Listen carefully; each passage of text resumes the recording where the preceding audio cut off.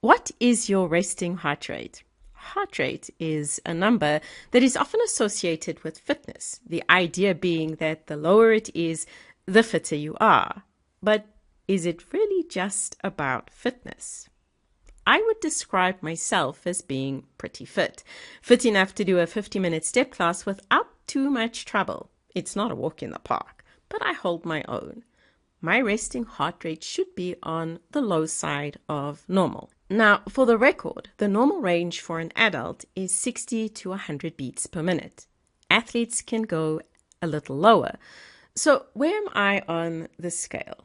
Well, nowhere near 60 beats or 70 beats.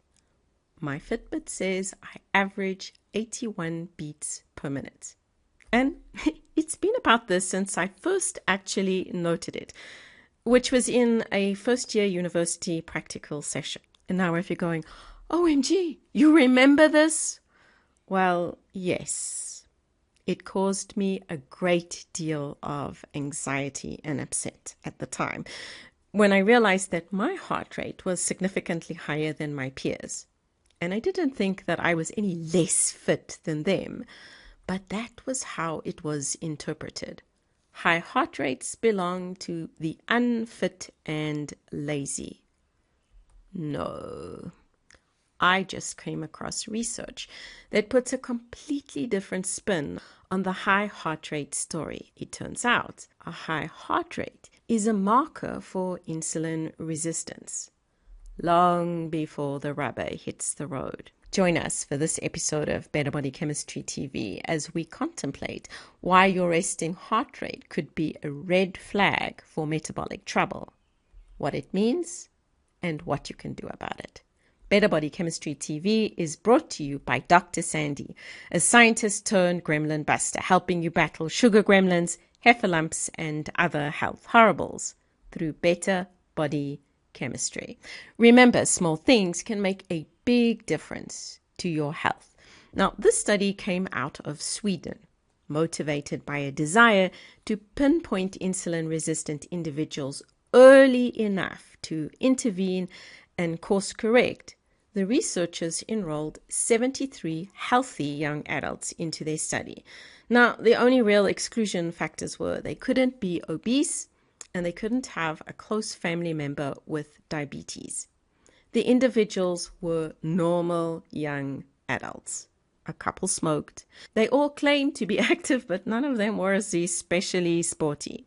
One morning, the participants arrived at the lab and got a metabolic workover, which included snatching a tiny piece of thigh muscle. Ouch. Here is the summary of their health markers, confirming that they were indeed healthy. They weren't fat. Sugar and insulin levels were excellent. The muscle biopsy was teased apart and the muscle composition determined for each individual. Muscle composition? What's this?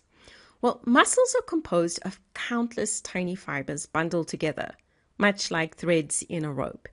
These fibers are like the building blocks of muscles, and different types of fibers have different abilities. Type 1 fibers are red in color and are considered to be slow twitch fibers, and they are designed for sustained effort, while type 2 muscle fibers are paler in color. They're considered to be fast twitch, built for explosive power. Now, most muscles contain a combination of both types, allowing them to handle a variety of activities. The team quantified the level of type 1 muscle fibers in their participants' thigh muscle samples, and then they plotted them against their metabolic parameters. This is where things got interesting. First off, the level of type 1 muscle fiber tracked overall whole body insulin sensitivity. This is reflected by the R number. Now, the slope of the line is not perfect. That R number suggests that 49% of the variability in insulin sensitivity is accounted for by the amount of type 1 muscle fibers in the thigh. 49%. That means 51% of it is caused by other things. So, well, it turned out that type 1 muscle fiber type was definitely telling a lot more of the story than BMI. When BMI is plotted against insulin sensitivity, it only accounts for 11% of the variability. I'm not surprised. About a third of people who are insulin resistant are not actually obese. And on the flip side, about a third of people who are obese are actually insulin sensitive. So what does this have to do with heart rate? Well, since figuring out someone's muscle composition is not for the faint-hearted, the team is interested in looking for more accessible markers. So they used the results of the muscle biopsy to create two groupings. Group 1 was loaded up with people who had greater than 50% of type 1 muscle fibers in their thigh muscle. And group 2 was loaded up with people who were type 1 muscle fiber challenged. That is, their counts came in below 40%. The people in between were benched. They found heart rate was the only variable that they measured that was different between the groups.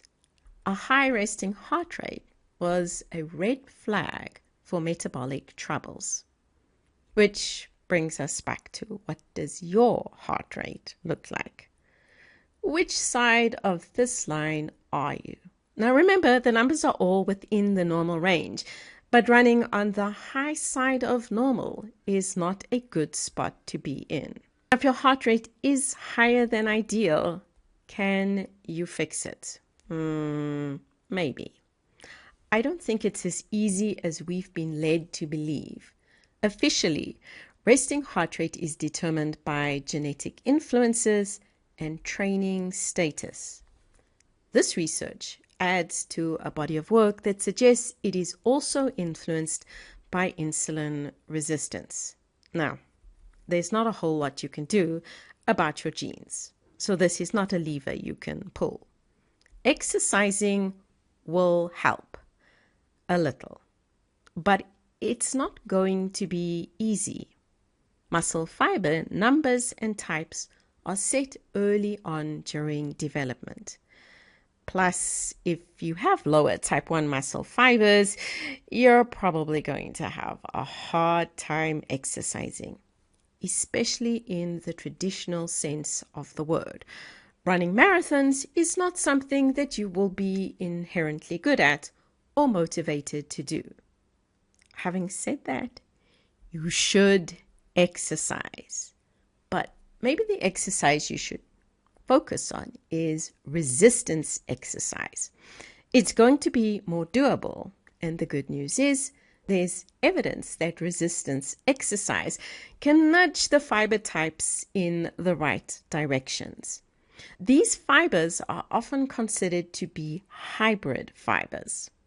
Unfortunately, on the flip side, just simply being metabolic challenged can put type 1 muscle fibers at risk.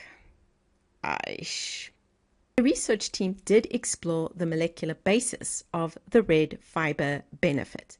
It turns out that red fibers produce more nitric oxide, and this helps with deliveries of insulin, sugar, name it. But type 1 fibers are not the only way to bump up nitric oxide levels and improve deliveries. This is biology. The good news is there's always more than one way to skin a cat, and they don't all involve exercise. Visit the Better Body Chemistry blog to discover 9 strategies that will help you if you are type 1 fiber deprived. If you're looking for personal support, I've got you.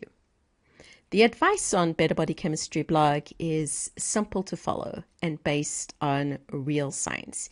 Here is the reference for today's story. Know someone who hates to exercise? It's not necessarily a sign of laziness. It's a sign of metabolic trouble. Share this video with them so they can be empowered to improve the situation. And if this is your first time here, be sure to subscribe to our channel so you catch future episodes of Better Body Chemistry TV. Thank you so much for watching, and I'll see you next time. Remember, small things can make a big difference to your health.